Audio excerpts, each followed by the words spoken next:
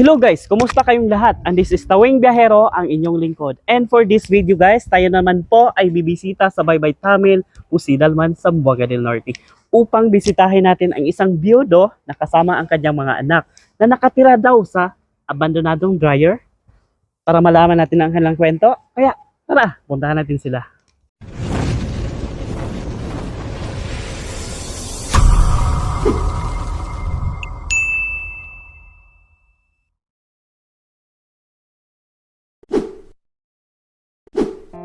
So guys, nandito na po tayo sa bahay na nilang sinasabing nakatira raw sa dryer. Kaya ipakita natin sa inyo kung ano talaga ang kanilang tinitirhan. Ito pa rin yun guys, ang sinasabi ko po sa inyo na nakatira po sila sa ibabaw po ng dryer.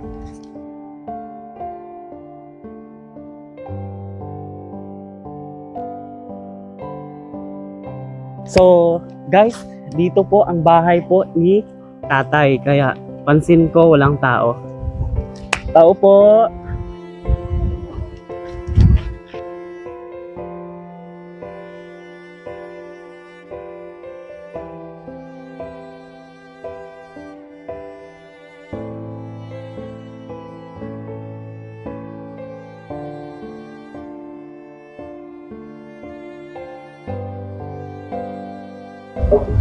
So guys, andito na po si tatay kung saan natin sinasabi na nakatira lang po siya sa dryer, sa ibabaw po.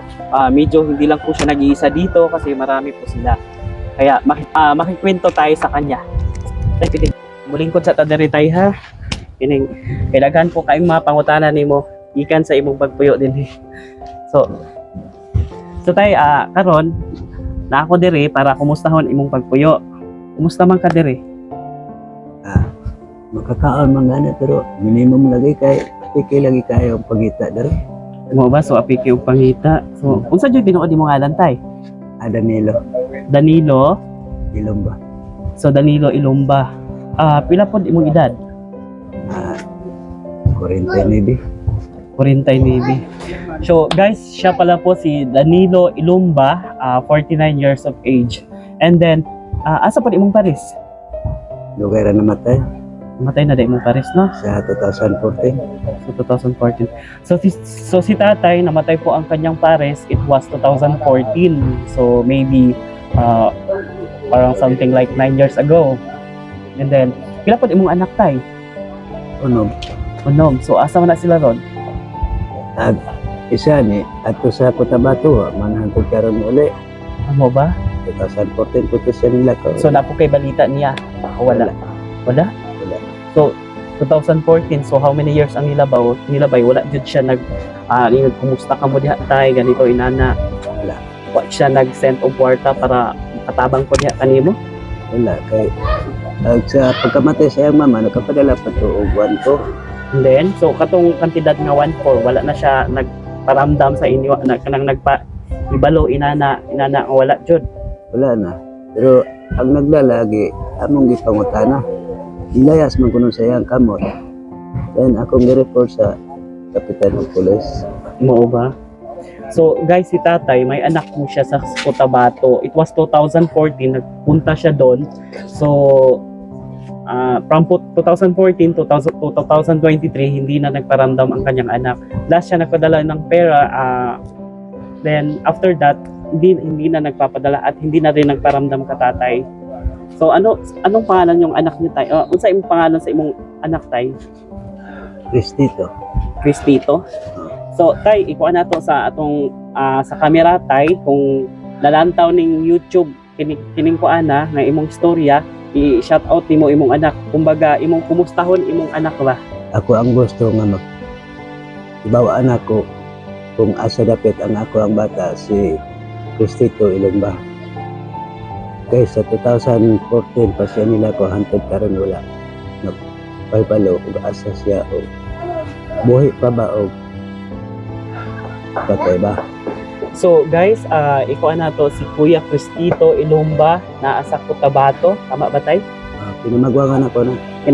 Kinamagulangan po ni tatay si Kuya Cristito Ilomba. Kuya, na lantaw ni mo ning kuan sa YouTube na ako. hinaot nga magpahibalo ka sa imong amahan nga sobrang nabalaka diha kanimo kasi imagine 2014 pa doon until now 2023 wa ka nagparamdam kanila. Hope nga buhi pa ka. Sana nga imong pong kontakon imong amahan nga super kaayo nabalaka diha kanimo. So aside from sa kay Kuya Cristito tay, napakay ubang mga anak. Na, Asa man pud sila? nara diri. Naara dire. So tay napoy pangutana diha kanimo. Kaning unsa imong pangita diri sa imong pagpuyo? Magbusiro ra ko sa panaga. Magunsa? Magbusiro ra ko sa panaga. Magbusiro sa imong panaga. Ibalik tayo.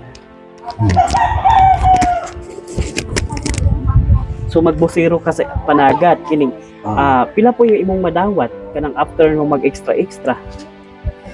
Dili man magpareha kay naman ko usahay nga doon na wala po usahay. Manang dili magpareha nga ako ang Ay mao ba? usahay makakuha usahay sa kanaog mo ng isda. Ay, so ibig sabihin diha ra jud sa panagat imong pangita or extra wala kay laing trabaho. Wala gyud. So wala kay permanente aside from mamuo ka na mag extra lang. Pila po imong ilang ihatag diha kanimo? Unsa man na siya kinilo or kanang kwarta ihatag diha nimo? Binulan among blanse sa sa Okok. So kanang panagat no, kanang ukok. So, by the way guys, si tatay pala ang iyang pangita ay mag extra lang or mamuo. Managat ba? Kasi usahay makakuha siya bili, usahay wala. Ana. So asa man ron imong mga anak? Ang isa to sa baboyan, ang isa Wala diri imong mga anak? na ay duha diha. Asa man sila? Tulo. So tay, aside sa imong diri pagpuyo diri sa dryer, pila mo ka buok diri yung nagpuyo? Kung maabot sila tanan dere. Unom kabuo. So unong mo ka buo. Kining kwantay, kapit- aside sa imong isa ka pamilya, so daghan po ding residente diri nakapuyo no. Hmm. Kanang gipili man jud ninyo or nimo, anong diri man jud mo magpuyo? Kining kwan sa dryer. Wala kay kanang something Wala. yuta or kuan? Wala yun. Wala. So kanang imong kamag-anak or paryente nimo, kanang naaba diri or wala?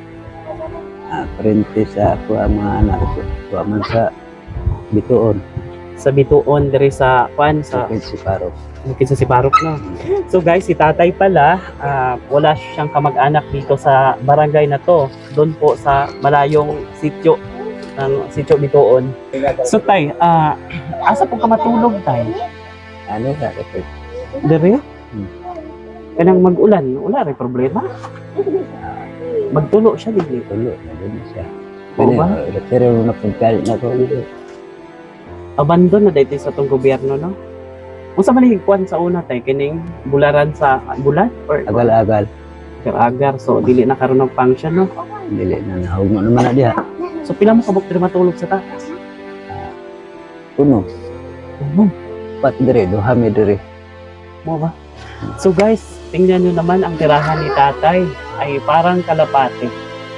Guys, imagine, 6 silang matulog dyan. Diba? So, guys, parang siksikan talaga. Tingnan nyo guys. Apil ba ka sa atong government assistant like 4-piece? So, ilan man ka bata ang nakarga sa atong 4-piece? Usa na lang karon kay ano man, si Armin kay sila na to karon. So maayo kay naka-eskwela. So si tatay, may isa po siyang anak nakasali po sa ating government assistant na 4-piece. So tay pila po ang madawat po sa kanang sa 4-piece po? Pila ka bulan? Ano lang, receiving. 7 sa isa ka bata no, 37. Dala na sa ako So apil na sa isa sa kuan sa father. So maayo kay apil po mo sa atong government assistant na 4-piece. And then ang pag-eskwela sa bata okay raman. Wala ra siya something na kuan kanang wala siya naglisod kay namatay kuan kumbaga scholar no sa atong 4-piece ang kanang kuan tay imagine imong balay murag gamay kaayo tay murag kuan jud sa kalapati tay kanang wala pug ka naglisod diri tay medyo minimum to kay O dili ka panagat, wa mo putay ka palit bugas. No, I mean tay, ang akong gipasabot kining imong balay ba wa mo gas lisod diha pag halimbawa matulog, komportable ba mo or kuan. Kanyo, dasok na lang yun. Kaya mo ganin niya ako referon kaya aron lugar-lugar po sila diha. So nindot unta tayo no puhon ato ning ma-actionan imong panimalay kahit kuan.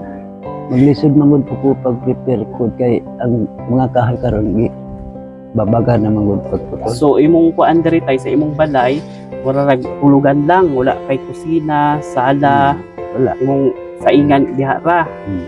So imong CR nara mo kay CR diri.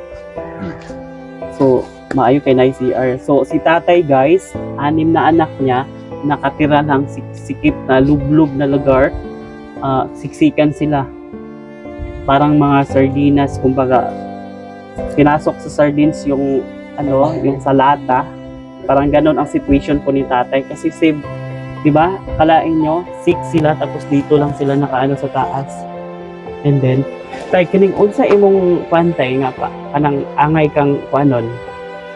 Unsa imong gipang ngayo sa imong kinabuhi. Unsa imong mga kuan ba na kinakasing-kasing nimong pangayoon sa atong mga viewers na naglantaw karon. Mga paginabuhi ang itong tao. Kaning pagkuha ko sa balay kay aron prepare ni. So kanang naapo ko'y kaugalingong panagat aron muli na ko mag sakay-sakay sa uban ng panagatan Okay. para adlaw-adlaw naapo ko'y Napod ko'y pag-provide like anang bugas sa imong mga anak, no? Nana, no? makapanagat po akong kaugalingon. Mm-mm. So guys, as po ni tatay or hinihingi niya na sana may kunting pera para mapaayos yung bahay niya or kung may extra man, makabili siya ng sarili niyang bangka kahit maliit lang para may sarili siyang pangkakitaan.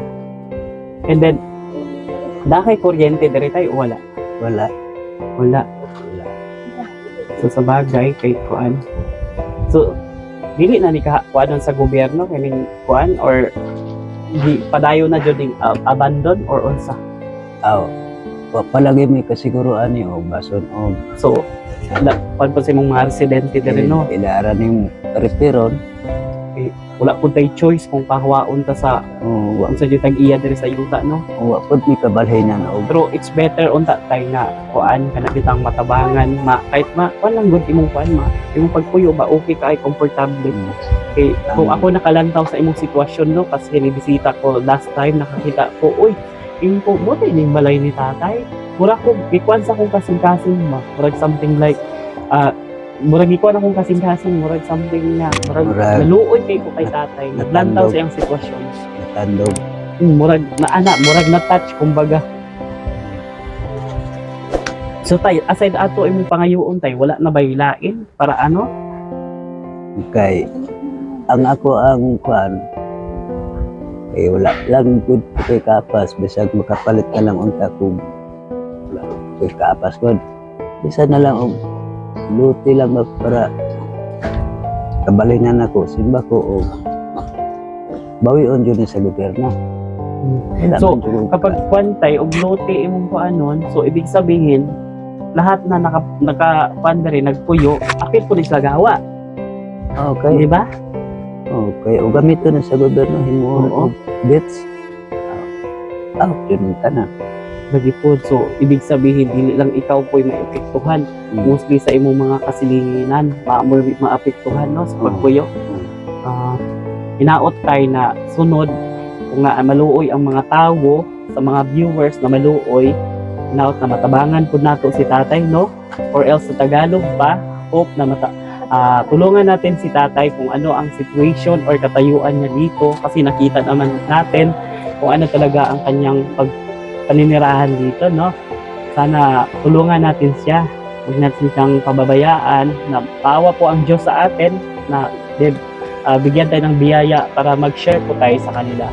Guys, kumakatok po ako sa inyong mga kalooban, tulungan po natin si tatay, kaawaan natin siya na kung ano ang situation na.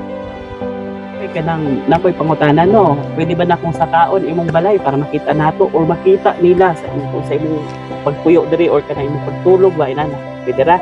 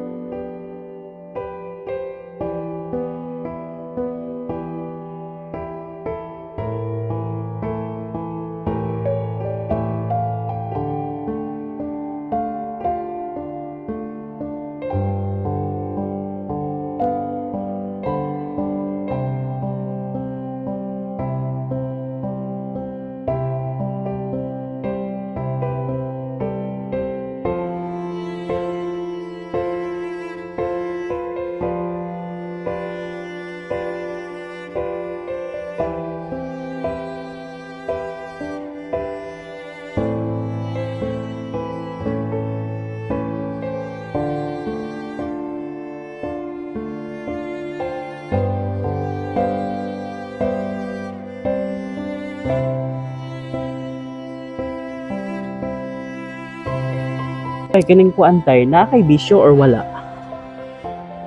Kinarang tabako.